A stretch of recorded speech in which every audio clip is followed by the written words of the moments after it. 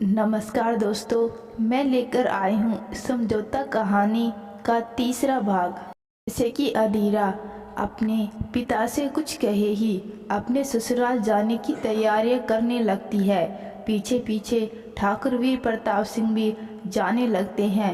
अब देखते हैं आगे की कहानी।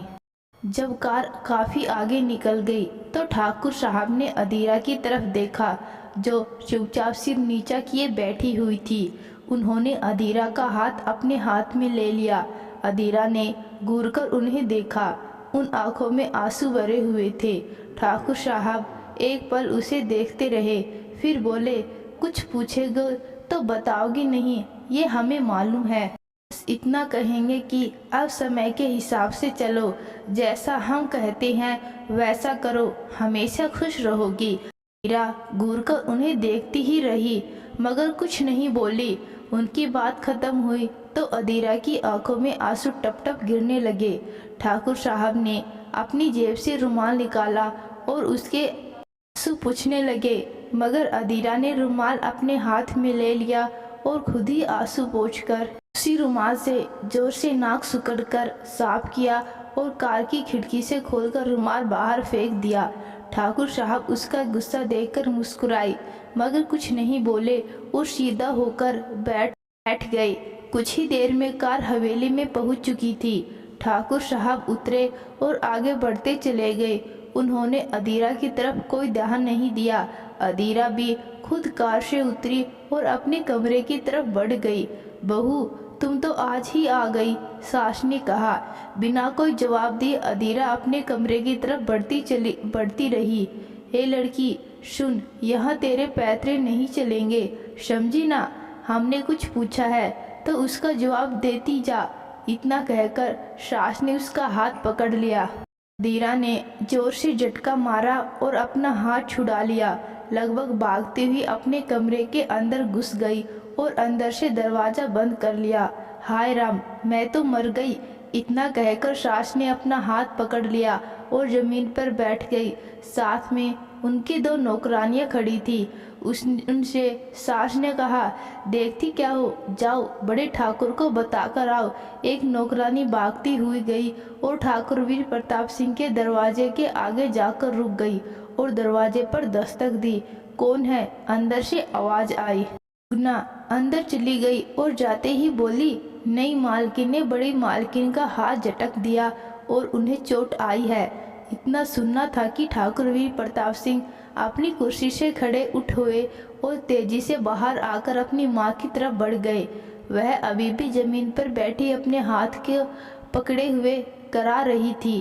ठाकुर वीर प्रताप सिंह ने अपनी माँ को गोद में उठाया और उन्हें कमरे की तरफ ले चले। देखो ठाकुर, तुम्हारी ये नई पत्नी बहुत बदतमीज है, इसे अभी के अभी सबक सिखाओ। हमने इनसे इतना ही पूछा था कि मायके से जल्दी आ गई, क्या बात है। उन्होंने हमें कोई जवाब नहीं दिया, बल्कि हमें टक्कर मारती हुई निकल गई, जिससे हम गिर पड़े। इससे हमारा हाथ दर्द करने लगा है। लेकिन सुगना तो कह रही थी कि उन्होंने आपका हाथ झटका है। क्या आप उन्हें पकड़ने गई थी? हाय राम, कितना झूठ बोलती है यह सुगना। अच्छा समझी, वह उस समय वक्त यहाँ नहीं थी, ना दूर से आ रही थी। शायद उसने नहीं देखा। हमें सच में उन्होंने धक्का दिया है। ठाकुर, हम चाहते हैं कि आप अपने माँ के साथ की गई बदतमीजियों का बदला लीजिए। ठाकुर वीर प्रताप सिंह को गुस्सा आ गया।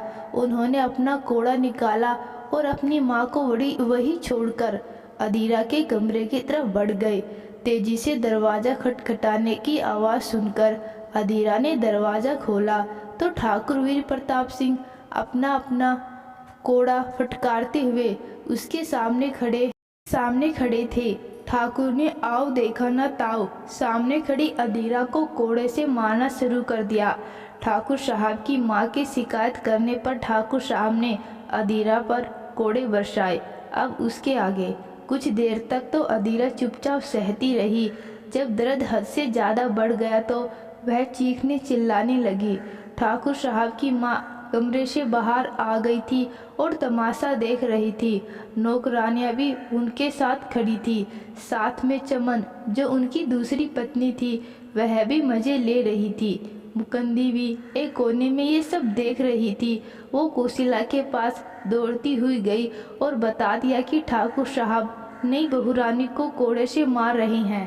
कोशिला को मालूम था कि आज नहीं तो कल यह सब होना ही है। जिस तरीके से अदीरा जवाब देती थी और बिना लाग लपेट के सच कह देती थी, उससे ठाकुर साहब का गुस्सा बढ़ना ही था।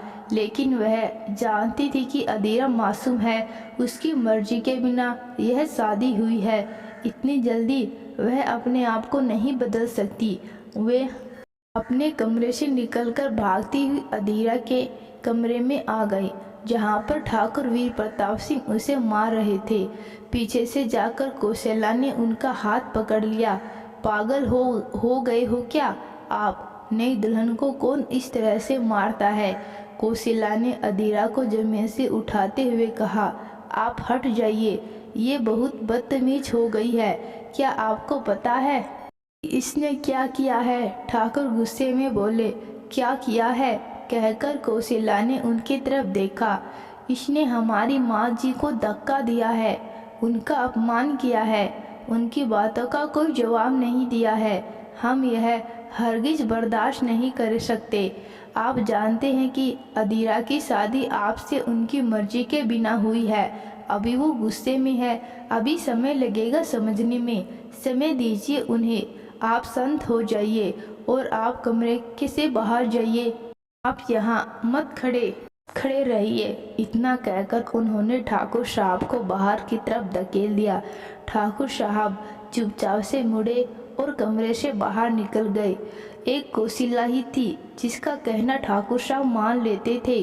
पूरे परिवार में किसी का कोई भी काम करवाना होता तो कौशिला के ही पास जाते।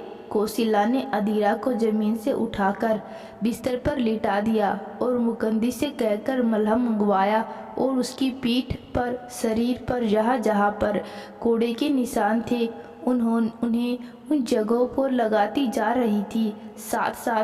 साथ समझाती भी जा रही थी। अदीरा चुपचाप औंधी लेटी हुई थी। कभी कभी दर्द की वजह से उसके मुंह से सिसकारियाँ निकल जाती। जब गहरे जख्म से मलहम चिरचिराता तब भी सिसकारियाँ निकल जाती। मुकंदी ले आना, जाओ तनिक चाय बनाए लाओ 2 कप, और कुछ खाने को भी। और हाँ, हमारे श्रृंगारदान के पास बुखार की गोली पड़ी है, लेते आना। कौशल्या मलहम लगाते हुए बोली। जी अभी ला देते हैं, मुकंदी कहकर चली गई। तुमको अभी बुखार भी आएगा। तुमने क्या सच में सासू माँ को धक्का दिया था? हमें तो नहीं लगता कि तुमने धक्का दिया होगा। हम उन्हें अच्छी तरह से जानते हैं। धीरे से, जी हमने धक्का नहीं दिया। उन्होंने हमारा हाथ पकड़ लिया था और हमसे कुछ पूछ रही थी। हमने अपना हाथ छुड़ाया और चुपचाप चल आए। हमें नहीं मालूम वह कैसे गिरी। हम असल में ठाकुर साहब माँ के लाडले हैं और वे अपनी माँ को बहुत चाहते हैं, इसलिए वह जो कहती है ठाकुर वही करते हैं। आइंदा से ध्यान रखना, सासू माँ से कोई जुबान नहीं लड़ाना, उनकी हर बात का जवाब सही सही देना, समझी? क्यों अपने आप को बिना कसूर सजा हकदार बनाने का काम करती हो? जी, धीरे से अदीरा ने कहा। मुकंदी एक ट्रे में चाय और कुछ खाने के लिए ले आई थी, साथ में बुखार की गोली भी। कौशल्या ने गोली अदीरा के मुंह में डाल दी, पानी का गिलास थमा दिया। उठो और चाय पी लो, मेरा ख्याल है तुम लोगों ने दोपहर का खाना भी नहीं खाया होगा। तुम जल्दी क्यों आ गई हो वहाँ से? आज तो वही रहना था। कौशल्या ने उसे उठने के लिए सहारा देते हुए पूछा। माँ से किसी बात पर कहा सुनी हो गई थी, इसलिए मुझे गुस्सा आ गया और मैंने ठाकुर साहब से कहा कि मुझे अभी इसी वक्त वापस जाना है। मैं गाड़ी में जाकर बैठ रही हूँ। बस हम दोनों गाड़ी में बैठे और यहाँ आ गए। तुम्हें इतना गुस्सा क्यों आता है? कौशल्या ने हंसते हुए कहा। मुझे नहीं मालूम। यह कहकर वह भी हल्का सा मुस्कुरा दी और चाय पीने लगी। अगले 7 दिनों तक ठाकुर ने अधीरा की कोई खोज खबर नहीं ली।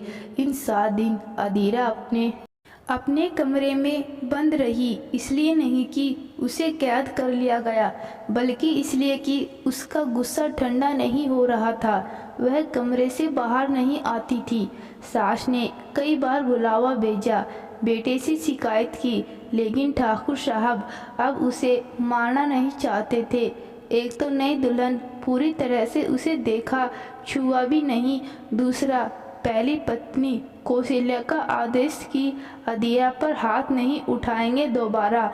मुकुंदी कई बार उसे बुलाने आती, कहती छोटी मालकिन चलकर रसोई में खाना खा लीजिए, नाश्ता कर लीजिए, लेकिन अधीरा अपने कमरे से बाहर नहीं निकलती, और अगर मुकुंदी खाना लेकर आ भी जाती तो नहीं खाती और वापस भेज देती। अब कौशल्या आकर उसे खाना खिला जाती। क्यों इस तरह से जिद कर रही हो अधीरा? कौशल्या पूछती। मुझे मालूम, बस मेरी इच्छा नहीं होती, वो जवाब देती। उसे भी नहीं मालूम था कि वह ऐसा क्यों कर रही है, किस बात पर गुस्सा है। ठाकुर साहब ने पूछा है कि तुम्हारे गाँव भर गए क्या? एक दिन कौशल्या ने पूछा। उन्हें क्यों मेरी फिक्र होने लगी? क्या फिर से दोबारा मारने पीटने का इरादा है उनका? अधीरा ने कहा। नहीं, शायद तुम्हें प्यार करना चाहते हैं। कौशल्या हंसकर बोली। या अपनी हवस मिटाना चाहते हैं? अधीरा ने कहा। देखो, अब तुम उनकी पत्नी हो और उनका तुम पर पूरा अधिकार है कि वह तुम्हें प्यार करे या अपनी हवस मिटाए। दोनों एक ही चीज़ है। अगर तुम प्यार से मान जाती हो, जो वो कहते हैं करती हो, यह प्यार है, और अगर तुम नहीं मानती हो, तुम्हारे साथ ज़बरदस्ती करते हैं, तो वह हवस है। पर जो भी है, अब वह तुम्हारे पति हैं, तुम्हारे साथ कुछ भी कर सकते हैं। तुम उन्हें रोक नहीं सकती, चाहे कितना भी रो गिड़गिड़ाओ। बेहतर है शांति से और समझदारी से काम लो। कौशल्या ने समझाया। दीदी, तुम उनकी पत्नी हो और मैं तुम्हारी सौतन। क्या तुम्हें बुरा नहीं लगता कि वे मेरे पास आना चाहते हैं, रात गुजारना चाहते हैं? तुम तो मुझे समझा रही हो कि मुझे उनके साथ प्यार से रहना चाहिए, बल्कि तुम्हें तो चाहिए उन्हें मेरे पास आने ही नहीं दो।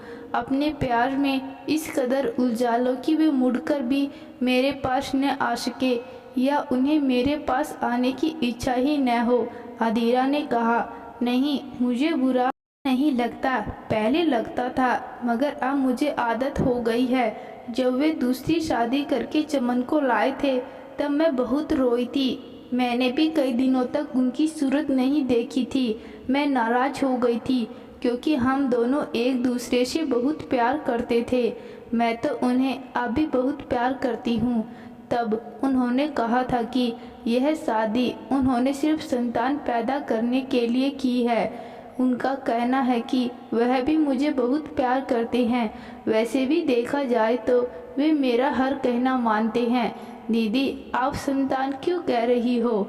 यह क्यों नहीं कहती कि सिर्फ बेटा चाहिए? गांव में तो सबको मालूम है कि हवेली में ठाकुर के यहाँ बेटियों को पैदा ही नहीं होने दिया जाता। इसलिए तो पिछले 3 पीढ़ियों से इस परिवार में कोई बेटी नहीं है। आप ही बताइए कि क्या ठाकुर साहब की कोई बुआ है, ठाकुर साहब की कोई बहन है, या फिर इस पीढ़ी में किसी भी ठाकुर की कोई बेटी है? जिधर भी देखो बहुएं और सास के अलावा कोई नहीं है। ये लोग भैया दूज में किसका हाथ का टीका लगवाते हैं, और राखी कौन बांधता है इन सबको? कौशल्या क्या जवाब देती, चुप रह गई। मन ही मन सोचने लगी। सही कह रही है। बताओ ना दीदी कि राखी किससे बंधवाते हैं और टीका किससे लगवाते हैं भाई दूज में? पुरोहित जी ही राखी में कलावा बांध देते हैं, कौशल्या ने कहा। और भैया दूज में टीका भी वही लगाते होंगे, अधीरा ने कहा। नहीं, हमारी सासू माँ सबके माथे पर टीका लगाती है, कौशल्या ने जवाब दिया। और कर भी क्या सकती है वे? अधीरा धीरे से बोली। दोनों हंसने लगे। आज ठाकुर साहब तुम्हारे पास आएंगे, उनके साथ लड़ाई झगड़ा नहीं करना, बेकार में प्यार से रहना, जो पूछे उसका जवाब देना, समझी ना, मार मत खा लेना दोबारा से। कोशिला ने बड़े प्यार से अधीरा के बाल संवारे और श्रृंगार करते हुए कहा। चमन पास में खड़ी थी। श्रृंगार करने का काम चमन का था, लेकिन अधीरा ने चमन को तो अपने पास ही नहीं आने दिया। तब चमन कोशिला के पास गई और उसे बताया कि अधीरा अपना श्रृंगार करवाने के लिए राजी नहीं है। कोशिला उसी वक्त नहा धोकर वापस बाहर आई थी। चमन की बात सुनकर कोशिला उन्हीं कपड़ों में अधीरा के पास आ गई और अधीरा का श्रृंगार करने लगी। दीदी, यह सब श्रृंगार क्यों? रात के अंधेरे में श्रृंगार तो वेश्याएं करती हैं, हम क्यों करें? अधीरा ने कहा। छोटी ठकुराइन, यह श्रृंगार हम ठाकुर साहब के लिए करते हैं। आप अच्छे से श्रृंगार करके उनके सामने जाएंगी तो उनको अच्छा लगेगा। कहते हैं ना, एक पति के दिल में उतरने के लिए सबसे पहली बात पत्नी को खूबसूरत देखना जरूरी है। इसका मतलब ये नहीं कि बदसूरत औरत पति के दिल में नहीं उतरती। उनका मीठा व्यवहार और सादगी से किया गया श्रृंगार ही काफ़ी है। दूसरी बात, पत्नी आज्ञाकारी होनी चाहिए। तीसरी बार उसे सलीके से रहना आना चाहिए। चौथी बात, उसे स्वादिष्ट खाना बनाना आना चाहिए।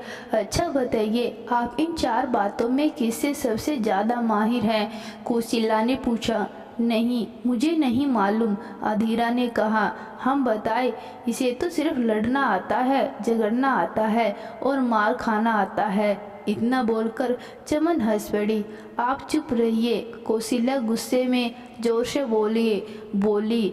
इसमें हंसने की क्या बात है? भूल गई आप अपने दिन जब शुरू आप यहाँ आई थी, तब आप भी ठाकुर साहब से खुश नहीं थी। आपका श्रृंगार करने के लिए हम आपके पास आते थे। आपको खाना बनाना भी नहीं आता था।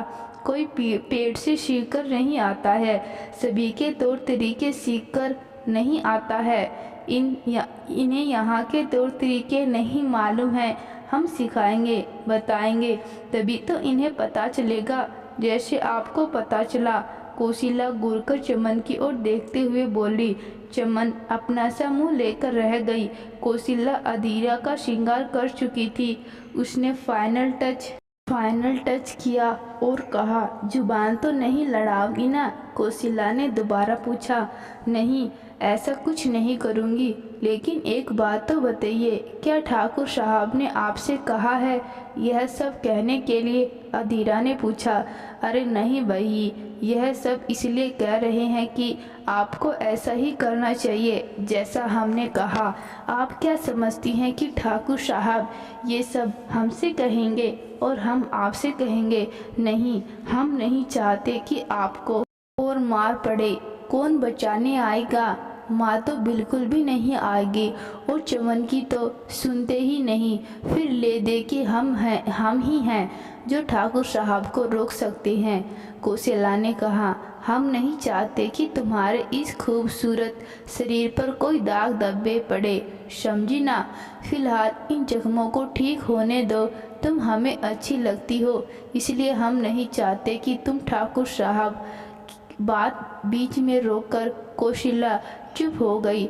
चलो चमन, हम यहाँ से चले, ठाकुर साहब के आने का वक्त हो गया है, कोशिला ने कहा, और चमन का हाथ पकड़कर वह बाहर निकल गई। आज ठाकुर साहब जल्दी ही अधीरा के कमरे में आ गई। अधीरा पलंग पर सिमटी बैठी हुई थी। उसका मन तो कर रहा था कि ठाकुर साहब को देखकर न उठे। मन ही मन 100 गालियाँ तो दे ही दी उसने। ठाकुर साहब सामने सोफे पर जाकर बैठ गए। शायद वे अधीरा के खड़े होने का इंतजार कर रहे थे, लेकिन अधीरा पलंग से नहीं उठी। पागल लड़की है, हमें तो जैसा कुछ समझती ही नहीं, जबकि अपने गांव समेत आसपास के गांव गांव के लोग भी हमसे डरते हैं। मन ही मन ठाकुर साहब सोच रहे थे। वह गुस्सा करना चाहते थे उस पर, मगर कौशिला ने अपनी कसम देकर उन्हें रोक रखा था। कौशिला ने उनसे यही कहा था कि जाकर उसके साथ प्यार से बात करें। अधीरा चाहे आपको कोई भी जवाब दे, लेकिन आप संयम रखें। कुछ देर बाद ठाकुर सोफे से उठ और अधीरा के पास जाकर पलंग पर बैठ गई। अधीरा थोड़ा सा हिली और फिर से सिमट गई अपने आप में। पायल और चूड़ियों की हल्की सी आवाज़ ही सुनाई दी। बस बहुत नाराज होना हमसे, ठाकुर साहब ने उसका चेहरा अपने हाथों से ऊपर उठाते हुए कहा। पहले तो उसका सिर हाँ में हिला, फिर कौशिला की बात को ध्यान में रखते हुए ठाकुर साहब की बातों को सुनकर ना में सिर हिलाया। हम जानते हैं बहुत नाराज हो तुम हमसे, पर हम क्या करते जब हमें हमारी माताजी ने बताया कि तुमने उन्हें गिराया है। हम अपना गुस्सा काबू में न रख सके। हम अपनी माँ को बहुत प्यार करते हैं। उनकी यह बात सुनकर हम अपने आप पर काबू नहीं रख पाए, इसलिए यह सब हो गया। अगर बड़ी दीदी नहीं आती आप तो हमें ख़त्म ही कर देते, अधीरा ने धीरे से कहा। तुरंत ही उसने अपनी जीभ काट ली। जब भी बोलती हूँ मैं उल्टा ही बोलती हूँ, मन ही मन उसने सोचा। ठाकुर साहब थोड़ा सा मुस्कुराए और उन्होंने अधीरा का चेहरा अपने और करीब कर लिया और बोले, पता नहीं क्या होता है, लेकिन तुमने बताया क्यों नहीं?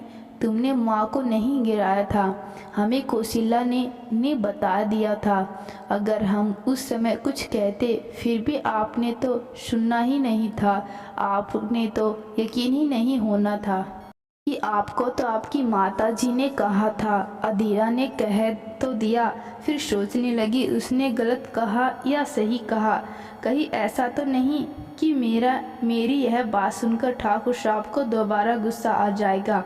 अधीरा इस बार पीटना नहीं चाहती थी, ना ही ठाकुर साहब को गुस्सा दिलाना चाहती थी। उसे समझ में नहीं आ रहा था कि वह जो कह रही है गलत कह रही है या सही कह रही है। पहले कह देती थी, उसके बाद सोचना शुरू कर देती थी कि मैं गलत हूँ या सही। बड़ी असमझ में थी अधीरा। अच्छा एक बात बताओ, ठाकुर साहब जी बोले। पूछिए, क्या हमारे साथ घूमने जाओगी? अधीरा ने बड़ी बड़ी पलकें उठाई और ठाकुर साहब की तरफ देखा। क्या हुआ? ऐसा क्या देख रही हो? यकीन नहीं हो रहा है? और कौन जाएगा हमारे साथ? कोई नहीं, सिर्फ हम दोनों। कहाँ जाएंगे? तुम्हारे जाने का मन है तो बोलो, हम प्रोग्राम मना लेंगे। लेकिन कहीं ऐसा ना हो कि वहाँ जाकर तुम हमारे साथ फिर से लड़ना झगड़ना शुरू कर दो। अच्छा बताओ, अब तो नहीं लड़ोगी हमारे साथ? हमारी बात का सही जवाब दोगी? हमें नहीं मालूम। क्यों नहीं मालूम? ठाकुर साहब ने अधीरा को अपने करीब खींचते हुए कहा।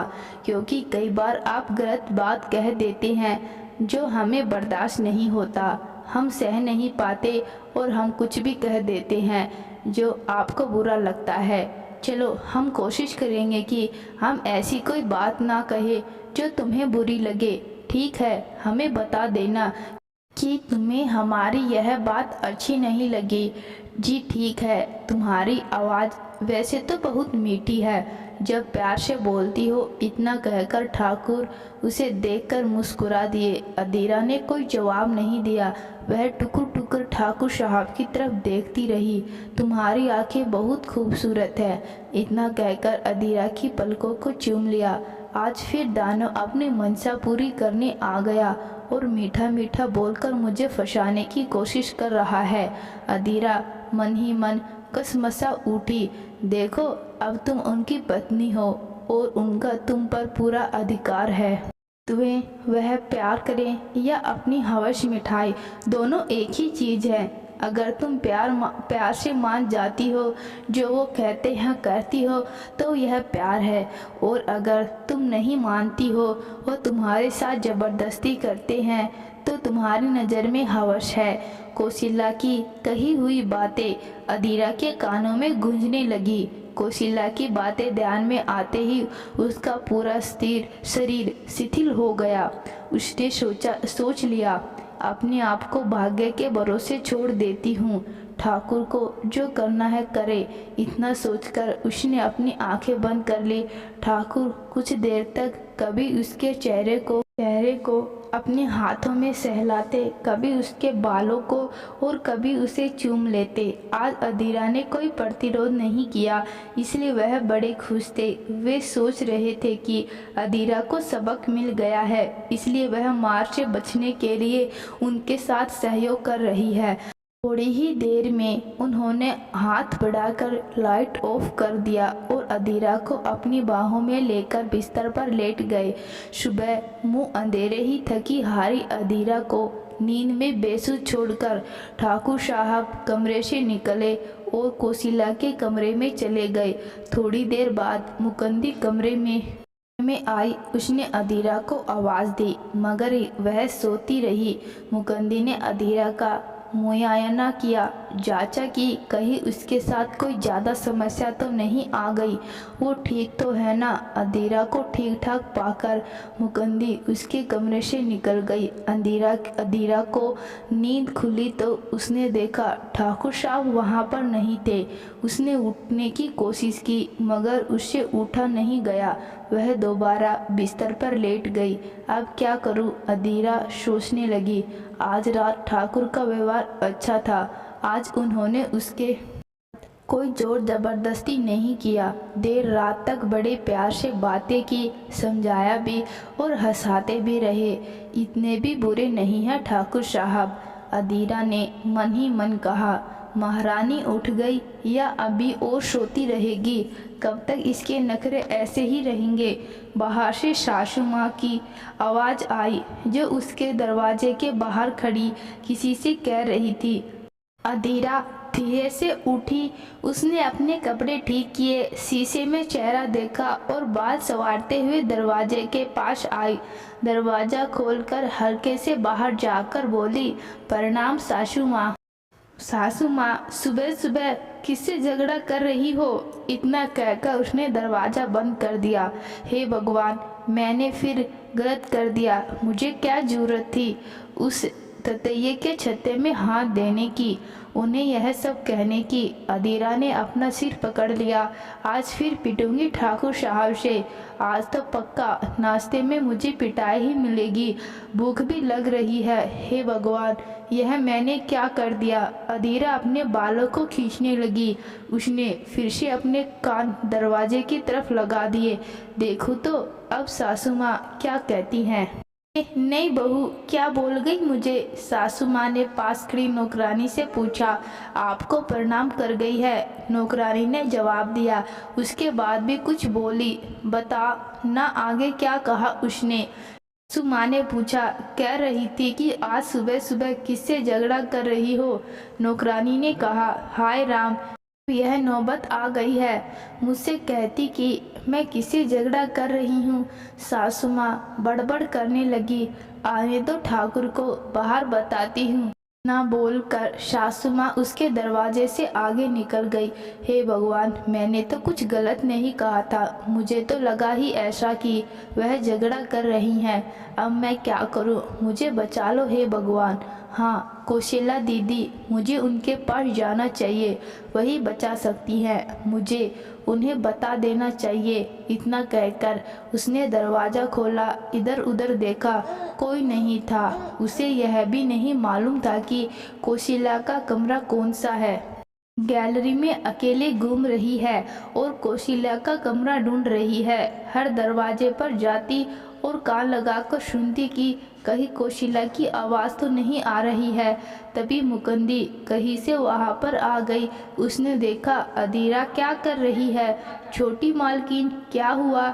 मुकंदी ने पूछा। कौशल्या दीदी का कमरा कौन सा है? अधीरा ने जल्दी पूछा। मुकंदी उसका हाथ पकड़कर तीसरे दरवाजे पर ले गई। इन्हीं को बताएंगे। इतना कहकर उसने दरवाजे पर थपकी दी। अरे रुक जाओ, मुकंदी ने रोकना चाहा। अंदर से कौशिला की अलसाई हुई आवाज़ आई। कौन है? दीदी दरवाज़ा खोलो, हम हैं, बाहर से अदीरा ने कहा। कौशिला ने ठाकुर साहब की तरफ देखा जो पलंग में उसके साथ गहरी नींद में सोए हुए थे। अब क्या हो गया इसे? कौशिला बड़बड़ाती हुई दरवाजे पर आ गई और खोल दिया। चलो सच में दीदी, मैंने कुछ नहीं किया। अरे क्या हुआ, कुछ तो बताओ, कौशिला ने कहा। बाहर सासू माँ मेरे दरवाजे के बाहर कुछ कह रही थी। मुझे लगा वे लड़ रही हैं। मैंने दरवाज़ा खोलकर उन्हें प्रणाम किया और पूछ लिया किससे लड़ रही हैं। बस मैंने इतना ही कहा और कुछ नहीं कहा। दीदी वह ज़रूर ठाकुर साहब से शिकायत करेंगी और मुझे पिटवाएंगी। दीदी आप कहीं मत जाना, आज मुझे बचा लेना प्लीज, अदीरा बोले जा रही थी। अरे चुप हो जाओ, अरे चुप हो जाओ। शोर सुनकर ठाकुर साहब की नींद खुल गई थी। वह उठकर बैठ गए और अपनी उनंदी आंखों से दोनों को देखने लगे और बोले, क्या हो गया? यहाँ पर क्या करने आई हो? क्या हो गया? क्या आपको पता नहीं यह कमरा किसका है? ऐसे सुबह सुबह मुंह उठाकर आने का क्या मतलब है? ठाकुर साहब उसे डबड़ते हुए बोले। वैसे भी अभी नींद से उठे थे और बड़े भयानक लग रहे थे। शांत हो जाइए ठाकुर साहब, शांत हो जाइए, बेचारी डर गई है। मगर हुआ क्या है? ठाकुर साहब अपनी उनंदी और भारी आवाज़ में बोले, जिसे सुनकर अदीरा और भी डर गई। इधर आओ अदीरा, फिर बताओ क्या हुआ? ठाकुर साहब ने अदीरा को अपने पास बुलाया। अदीरा डरी सहमी धीरे धीरे कदमों में आगे बढ़ते हुए ठाकुर साहब के पास। तो दोस्तों कहानी के अगले भाग में देखते हैं क्या कौशिला अदीरा को ठाकुर साहब की पिटाई से बचा पाएगी या नहीं। देखते हैं कहानी के अगले भाग में। तो दोस्तों आज की कहानी आपको कैसी लगी कमेंट बॉक्स में ज़रूर बताना। कहानी अच्छी लगी कहानी को लाइक शेयर और चैनल को सब्सक्राइब जरूर करना। धन्यवाद।